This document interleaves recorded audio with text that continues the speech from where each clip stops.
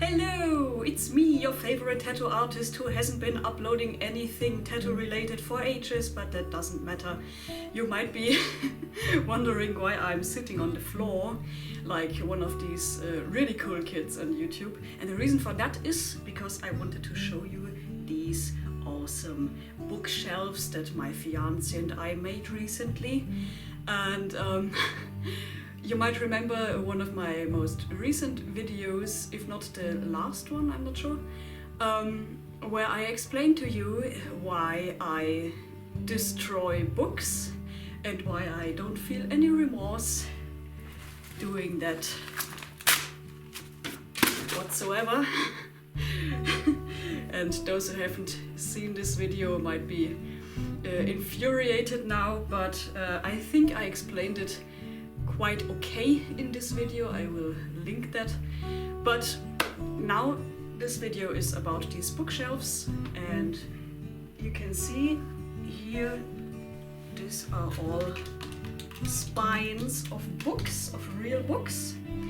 And in the following video I will explain to you and show you how we butchered a lot of books.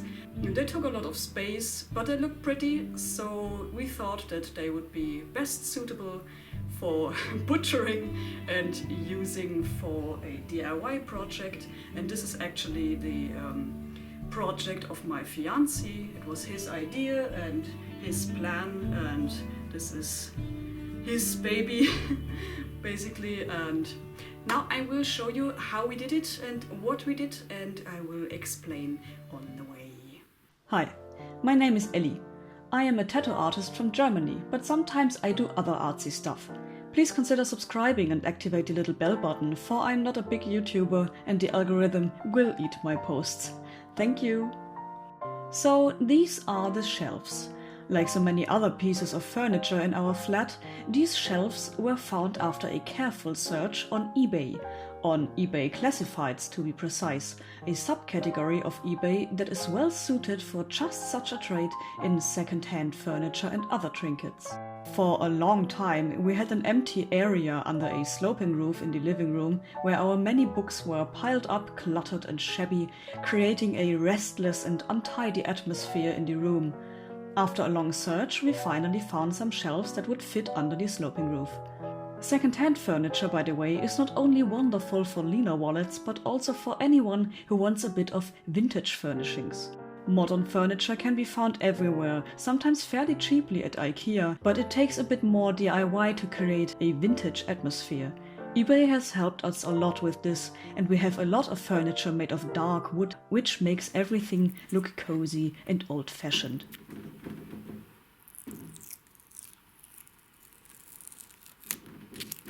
Here's a little bit of ASMR while peeling off the stickers. Nice.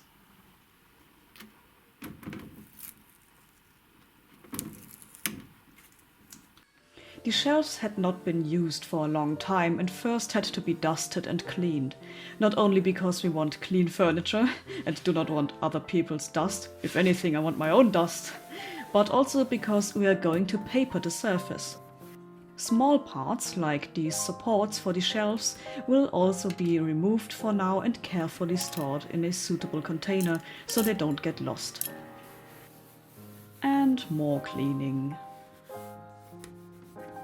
Now for the victims, books. As mentioned in the last video, we suddenly found ourselves sitting on a huge pile of books that we wanted to use in one way or another. We had also got them from eBay, although we actually just wanted furniture. Anyway, the books are quite uninteresting in terms of content, Reader's Digest collections of abridged novels, heaps of lexica. I also had a few old books that I had once bought in an antique shop. At the time already with the intention of using them for handicraft projects. These were beautiful mainly because of their yellowed, illegible pages. We had wallpapered a wall in our hallway with said book pages a long time before, creating an interesting and extremely atmospheric wallpaper. My sister was so enthusiastic about the wall that she even invited me to her house to decorate her hallway with book pages as well. Books with such beautiful pages are probably no longer produced today. The typeface is completely different nowadays, and of course the paper and bleaching techniques are too. I don't know whether modern books still yellow like the old ones. For this DIY project, however, apart from the book pages, it is mainly the covers and spines that are needed. The inside pages can be carefully cut out with a knife and the binding removed in one piece. Ich erkläre schon Leuten, dass ganz wichtig ist, dass auf jeden Fall ein stumpfes Messer ist. It is advisable to use a knife that is as sharp as possible because, ironically, this reduces the risk of injury immensely. As always with sharp knives, extreme caution is required, and I would advise that you proceed very carefully and never hastily, or delegate the task to an experienced person. Knives slip so easily, it happens to the best crafters, and the correct way to deal with any injuries should be known in case of emergency. The paper blocks are out now, and there are far more than we can probably ever use up. However, the books also contain heaps of beautiful illustrations. We will certainly find uses for those. However, that is a topic for another day. For now we have, above all, a beautiful selection of gorgeous spines and covers. The covers are richly decorated with metallic embellishments and are mostly made of a leather-like material or fabric in cozy colors. We now sort the covers roughly by color and size and start to put together a collage that would look nice on the bookshelves. We don't attach anything yet, it's just a matter of visualizing the design and working out a tasteful composition. In addition, the books should of course fit the length of the shelves and not stick out anywhere awkwardly. After some trial and error and rearranging, we have a satisfactory arrangement and now start attaching the first book spines to the shelves. A strong stapler is suitable for this. It took a few test runs, but luckily our stapler turned out to be strong enough to pierce the book bindings and drive the staples firmly enough into the wood. The whole thing stays in place tight as a buck, and it was a great relief to not have to hammer each cover into the wood individually with nails. With the stapler, everything is done quickly and conveniently. My fiancé goes to great lengths here to overlap the books in an aesthetically pleasing way, leaving no bare spots where you could see through to the wood. With craft projects like this, it is almost always the case that you have never done an identical craft project before. Each project is unique in its own way, and as you work, you'll encounter minor or major obstacles or unexpected difficulties from time to time. Fortunately, as your experience grows, so does your ability to solve problems by improvising.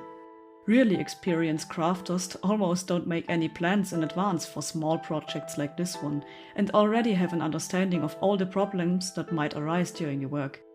For those who are not yet so sure, I advise one thing above all: take your time.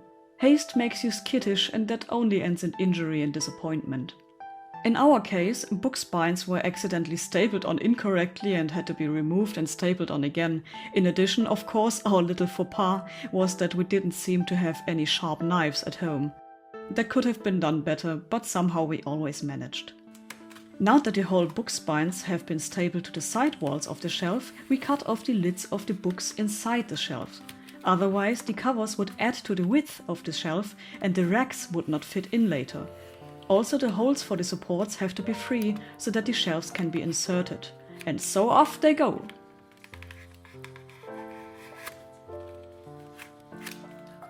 The book spines are then of course stapled to the inside of the shelves. Now they lie nice and neat. On the top and bottom of the shelf, book covers were attached in the same way. That's it for the bindings. Now we need some book pages again. Paste is a very good glue for projects like this because it is comparatively cheap in large quantities and works well with craft projects that involve paper. We had enough paste left over from our last book page project with the wall in the hallway. The paste powder is mixed with water to make this wonderful mush. By the way, we mix our paste in a cleaning bucket because I don't want to use containers in which food is prepared later. However, I use my normal paintbrush to spread the paste. Paste washes out quite easily as long as you don't let it dry completely. Now we tear the paper blocks from inside the books and collect the individual pages. For this we have chosen a few particularly beautiful books that are yellowed in different degrees and have an attractive typeface. The pages are also of different sizes, which will later create a varied, beautiful pattern. Now apply the paste generously to the surface to be covered. By the way, this is also proof that I myself worked on the project and didn't just leave it to my fiancé. All around me are familiar faces, worn out. So after the handle of my brush went bye-bye, I had to continue brushing with the tip alone, which was of course super ergonomic and very comfortable. Maybe I should have bought new brushes, but cheap brushes have the annoying property of losing their hairs all over the place. And besides, I wanted to finish the project.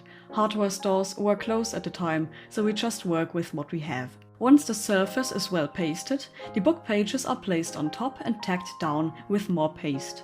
It's not so easy with one hand, so I had to do without filming a lot here. That's why I don't have any video footage of the inside of the shelves, but it was pretty much the same as here on the outside. On edges and steps created by overlapping book covers, I pressed the book pages into the mold so as to not trap any ugly air bubbles. I liked to overlap the book covers a bit with the pages because I find an irregular line of book pages more beautiful than the angular, uneven book covers. I think it fits better with the pattern of the book pages. After all, these are deliberately glued on at a bit of an angle so that they don't all look so neat and straight. I also want to cover up the staples as much as possible. Although they are rather discreet, they are still a nag in my eye, and if I can cover them up, I will do so. Here we see the finished shelf. Pretty, isn't it? I particularly like the randomness of the pattern. The different colors, sizes, and turns of the book pages look almost organic. Of course, the holes inside of the shelf have now been glued shut, and since we still need them, they are quickly poked free with a small screwdriver. After the paste has dried, of course. The great thing about paste, by the way, is that it doesn't form a shiny, smooth surface after it dries. Instead, the paper keeps its matte finish and still feels like paper. Luckily, we collected and stored the little plastic supports in a jar. These are now put back in place. They are put in so that the shelves can be placed at different distances. This way we have space for different sized books, the smaller ones at the top and the tall ones at the bottom.